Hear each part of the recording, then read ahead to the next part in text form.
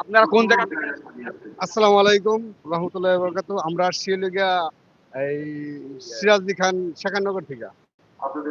এমনি জুরাইন থেকে ল্যান্ড করছি, ঠিক আছে।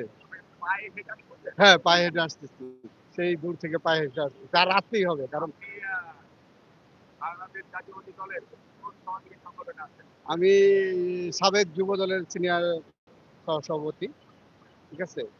এরপর থেকে আর দলমত বড় কথা না, একজন দেশ নেত্রী যে মারা গেছে তার মতো দেশ নেত্রী পাওয়াটা এই দেশের যে কি হারাইছি এটা আমরা বুঝি, যে তার মতো দেশ নেত্রীকে যে হারাই ফেলাইছি এটা আমরা ভালো করে বুঝি যে কি জিনিস হারাইলাম।